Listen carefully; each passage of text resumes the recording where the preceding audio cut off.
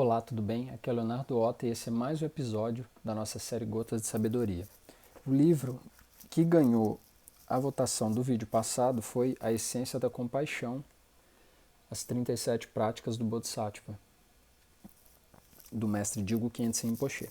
E aqui tem uma história muito linda, é muito grande, eu vou ler o máximo que eu conseguir, do mestre Gyaltsen Nucho Togme. Ele nasceu em 1295 e viveu até 1369. E eu gostaria, para o próximo vídeo, sugerir mais dois livros. O primeiro é Ciência Contemplativa, onde o budismo e a neurociência se encontram. E o outro é Um Coração Sem Medo. Porque a compaixão é o segredo mais bem guardado da felicidade. E aí você deixa um comentário aqui embaixo escolhendo um desses dois livros, tá? E por que eu escolhi essa história? Quando eu comprei esse livro, ele é um pouco difícil, assim, não é tão simples, porque ele vai falar sobre as 37 práticas do Bodhisattva. O Bodhisattva é um guerreiro espiritual. E Bodhi, né, significa iluminar, iluminação, despertar. E Sattva é como se fosse um guerreiro espiritual. Então é um guerreiro espiritual iluminado, né, que trabalha em benefício dos seres, da iluminação de todos os seres. E aí tem a história desse grande mestre, né, e eu gostaria de ler aqui, você provavelmente vai gostar bastante. O grande sábio Gyaltsen Nucho Togme nasceu em Pudyung, poucos quilômetros a sudoeste do monastério Sakya, em Tsan, no Tibete Central. O pai Konchokpal, e aí significa glória das três joias, e sempre que se fala três joias no budismo em geral é o Buda, o Dharma, que são os ensinamentos, e a Sangha, que é a comunidade de praticantes. E a mãe, Shadza Bundron, tinha uma mente pura e muita fé no Dharma. Então, o Dharma são os ensinamentos, né, do Buda. Enquanto Gyaltse estava em seu útero, Shadza Bundron sentiu uma alegria imensa e a sua compaixão se tornou ainda mais profunda.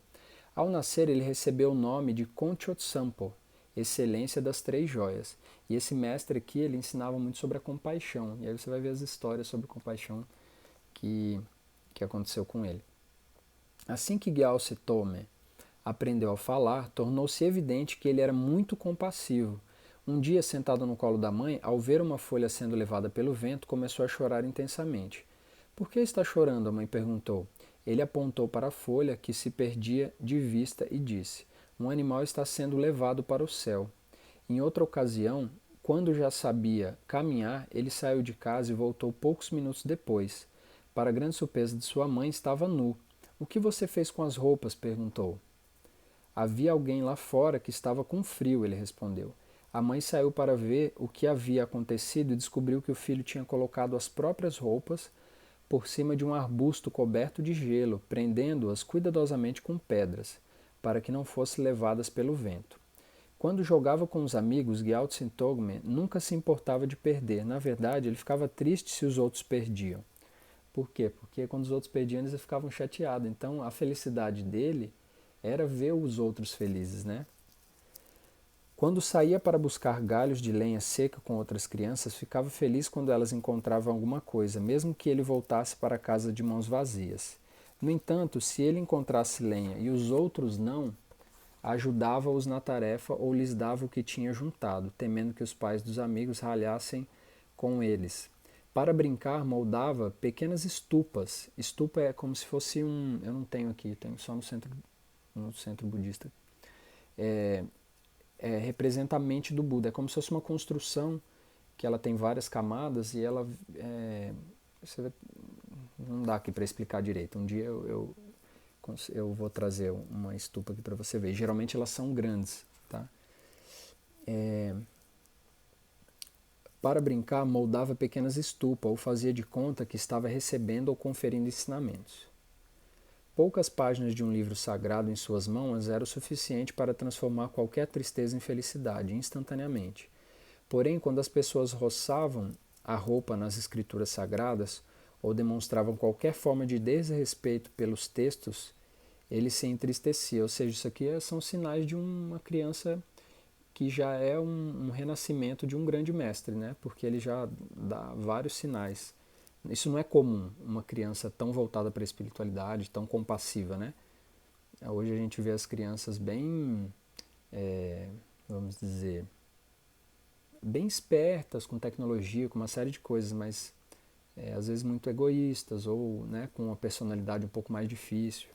Então ele já demonstrava ter uma personalidade muito compassiva, né, muito diferente de todas as outras crianças.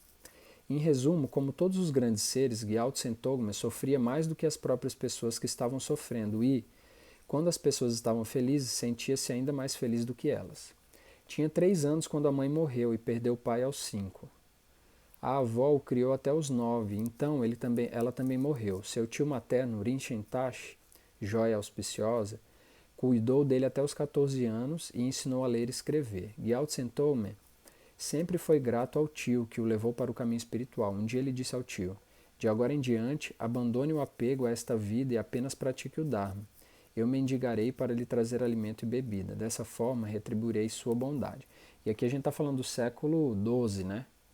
Ele nasceu em 1295. Então o contexto também era completamente diferente, a forma de se viver no Tibete era completamente diferente. Então o comportamento dessas pessoas, né, nesse contexto de vida era diferente. Tá? Ele manteve a palavra, e foi assim que os dois viveram daquele momento em diante. Aos 14 anos de idade, tendo percebido que as alegrias do Sansara são como uma terrível fosso de brasas incandescentes, tomou o voto de monge novício e recebeu o nome de Sampopal, esplendor da excelência. Aqui Sansara, vão ter várias palavras aqui, né? Vários nomes. Sansara é o ciclo de existência, é um ciclo de sofrimento. Então, o objetivo da iluminação que o Buda propôs é sair desse ciclo, dessa roda, né, de sofrimento, tá? E aí eu também vou tentar explicar algumas palavras aqui, mas de uma forma bem grosseira, só para você ter uma ideia, tá? Eu não consigo, cada palavra dessa tem uma profundidade muito grande. As atividades corretas de um monge abrangem o estudo, a reflexão e a meditação. Portanto, dos 15 anos em diante, Gyaltsen Tome recebeu ensinamentos de numerosos professores espirituais de todas as escolas. Sem nunca fraquejar nos estudos, logo tornou-se extremamente erudito. Ele não apenas memorizava a maior parte dos textos que estudava, às vezes, após escutá-los apenas uma vez, o compreendia o seu significado sem dificuldade. E geralmente o treinamento de um monge, de criança, quando ele entra no monastério, é decorar. Né? A técnica deles, o método deles é decorar primeiro para aprender os significados depois. Que aí quando você for aprender os significados, você já vai ter todos os textos na sua cabeça. Meu mestre, o Lama Jigme Laung, ele passou por esse processo, ele é brasileiro, mas ele treinou na Índia e no Nepal por mais de 10 anos, então ele comenta. Primeiro você aprende a decorar os textos, é bem interessante o método deles. Como também era capaz de responder em público perguntas sobre os pontos mais sutis da doutrina. Seus professores declararam que ele era o segundo Asanga. Asanga Tome, em tibetano, foi um grande pandita indiano, famoso por seu conhecimento universal. E a partir de então passou a ser conhecido como Togme Sampo, a sangue excelente. Ele tinha apenas 19 anos. O seu conhecimento dos sutras e tantras, que são as categorias de ensinamento, cresceu e por meio da meditação ele desenvolveu uma experiência autêntica do significado dos ensinamentos. A sua sinceridade, motivação e empenho eram tais que durante um mês de retiro a sua realização espiritual progrediu mais do que outras pessoas progrediram em um retiro de 3 anos. Então, tem um retiro tradicional que é de 3 anos, 3 meses e 3 dias. E aí ele, em um mês de retiro, já realizou como se ele tivesse feito um retiro de 3 anos. Aos 29, Gyaltsen Tome tomou os votos monásticos completos no monastério de e observou a disciplina de um monge de forma exemplar até o fim da vida, jamais negligenciando sequer o menor dos votos. Consciente da negatividade associada à pele e ao couro de animais, cuidadosamente evitava vestir roupas feitas de tais materiais. Ele começou a ensinar regularmente os textos fundamentais do Mahayana, como o caminho do Bodhisattva e a perfeição da sabedoria transcendente, e compõe numerosos comentários que explicaram claramente o significado profundo desses ensinamentos. Gyaltsen Tome era mesmo como o sol, irradiando compaixão e sabedoria para todos os seres. Irradiando do grande sol e de sua sabedoria de amor, Raios cálidos de ensinamentos, debates e composição dissipam a escuridão da ignorância, fazendo flores o jardim de lótus dos ensinamentos de Buda. Então aqui é toda uma base para você entender o mestre, né? Entender esse mestre que vai falar sobre ele não fala, ele vive, né? E aqui tem algumas histórias, alguns exemplos. No discurso de seus estudos e ensinamentos, Gyao Tse Tome deparou-se com um período de grande dificuldade material. Muitas pessoas sugeriram que ele aprendesse a oferecer iniciações e realizar rituais para ganhar dinheiro sem muito esforço. A resposta que ele deu a tal sugestão, que com certeza era bem intencionada,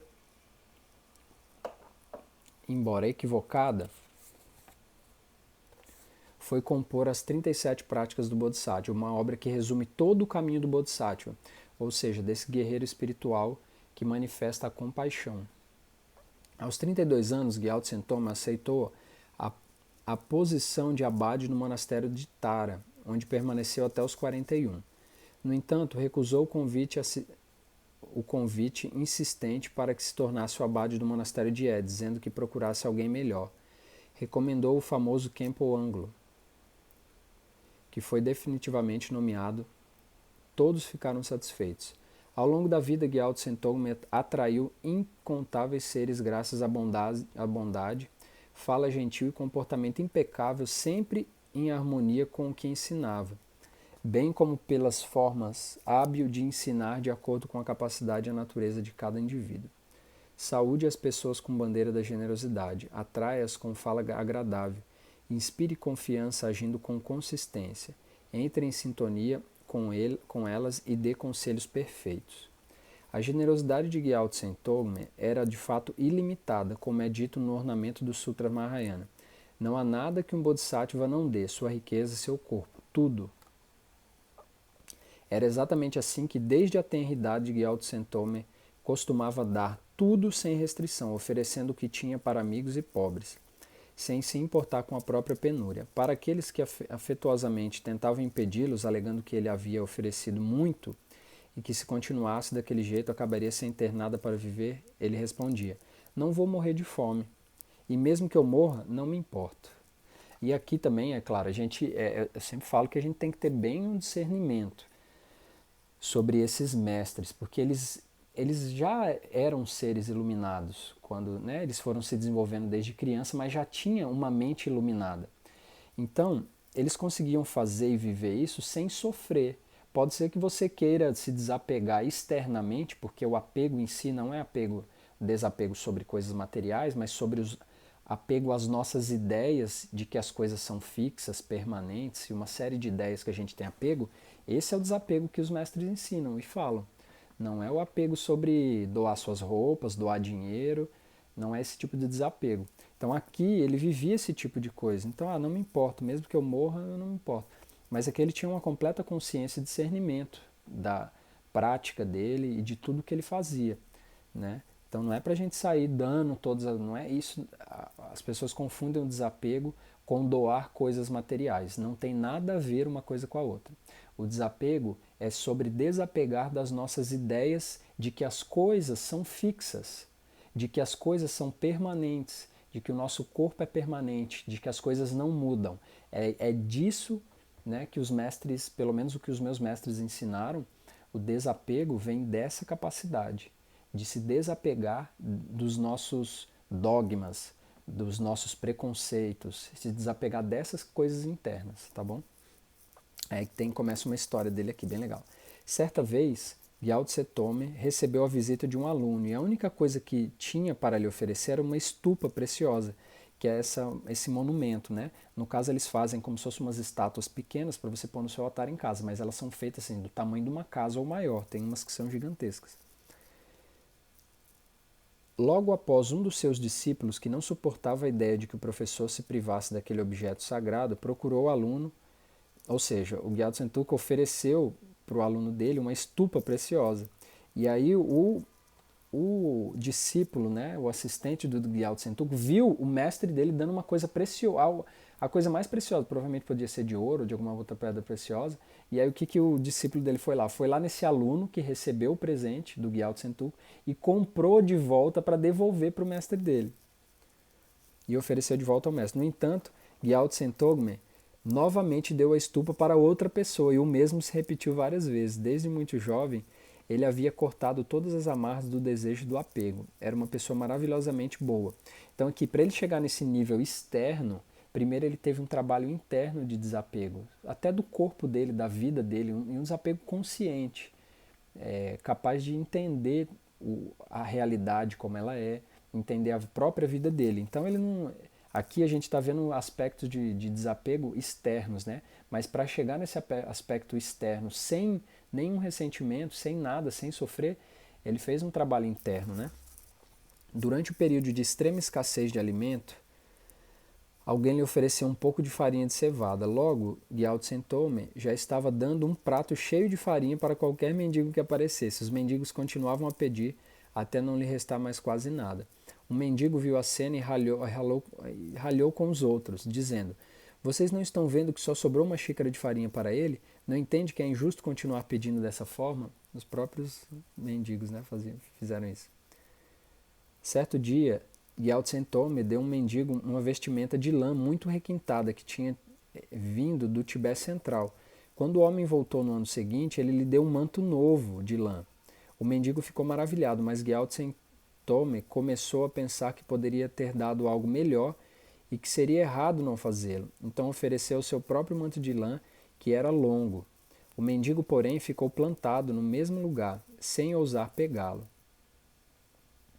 Quando alguém lhe disse que talvez não fosse benéfico ser excessivamente generoso, permitindo que as pessoas levassem tudo o que ele tinha, Gyaltsen respondeu: sem nenhuma pretensão, fico muito feliz que usem as minhas coisas, tanto quanto queiram. E acrescentou: o senhor do Dharma, Jansar, disse: já que não tenho o menor sentimento de ser dono dos meus pertences, quem os leva dificilmente poderá ser considerado um ladrão. O grande pandita da Caxemira, Shakyashiri, Sr. Gotsampa, e muitos outros sábios tomaram o voto de nunca possuir nada. Comparar a minha generosidade com a deles é como comparar o pulo da raposa, que saltita na ponta das patas, com o salto de um tigre. Ainda assim, como tento emulá-los, sinto que as pessoas que usam e levam as minhas coisas não são maculadas pela falha do roubo. Ao contrário, o bem-estar delas, na verdade, aumenta. Então, acho muito interessante assim, e eu tenho vários outros livros aqui de vários mestres. É legal conhecer a história desses mestres para a gente começar a se aproximar de seres iluminados que viveram aqui, porque às vezes a gente, por exemplo, tem a imagem aqui do Buda histórico, né? Fica muito distante para a gente, mas esse aqui já é um mestre do século XII que viveu, né, no Tibete e tem essas histórias maravilhosas de exemplos de vida. Então eu vou ver se eu trago mais ensinamentos desses mestres, né? Acho bem lindo assim e aspiro que você goste. Se você gostou, se você quer ver mais ensinamentos de mestres vivos assim, mais recentes, aí você deixa um comentário aqui, tá bom? Então até o próximo episódio da nossa série Gotas de Sabedoria.